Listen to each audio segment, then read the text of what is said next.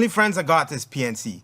So the only people I can give work to is PNC, and right now, I'm looking for a doctor who can talk Spanish or Portuguese, and I want one that is PNC. Those words of extreme political nepotism, from the mouth of former chairwoman of the PNC, Valda Lawrence, reverberated throughout the hills and the plains of Guyana, at a time when she held the portfolio of Minister of Health. I welcome you to today's segment where we peel back some of the layers of hypocrisy in Guyanese political discourse, in a country where reality often reads like a satirical novel. Our opening act tonight is not from a link show, but from the halls of Guyana's political theatre. Valda's statement could be admired for its honesty, if not for its glaring hypocrisy, especially from someone who regularly lectures the National Assembly about the equitable distribution of resources. Here's some numbers for you. When the PPP left office in 2015, there were about 14,905 workers employed in central government.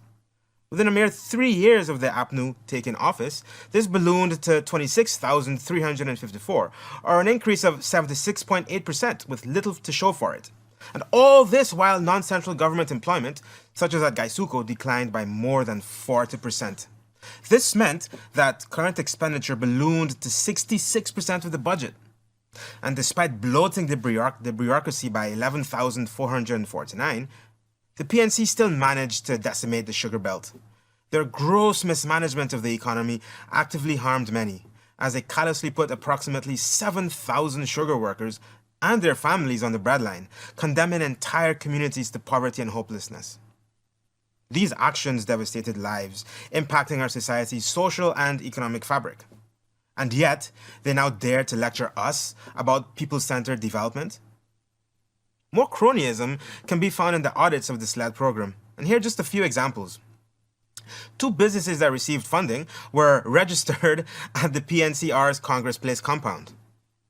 Funds meant for small businesses and cooperatives were misdirected to fund pig farms and barbershops for government MPs and their families. Many projects across the country were found to be inoperable or abandoned, indicating a woeful lack of proper execution and follow-up. Think of all the young entrepreneurs and their families that could have benefited from these wasted resources. But it gets even worse.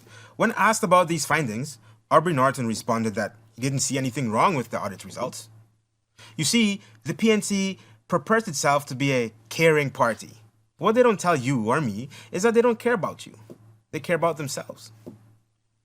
So during the 2024 budget debates, Finance Minister Dr. Ashley Singh aptly used proverbs to describe this brand of hypocrisy. The proof of the pudding is in the eating. Actions speak louder than words. Talk is cheap. So let me leave you with this thought. The APNU+AFC, PNC, PNCR, whatever mumbo-jumbo they seem to call themselves nowadays, seem unable to grasp the forward-thinking and far-reaching vision of the current government. Their attempts to lecture us on principles that they have repeatedly failed to uphold are, quite frankly, unconvincing. And we, the people, have not forgotten their actions while in power, and their words now ring hollow. Thank you.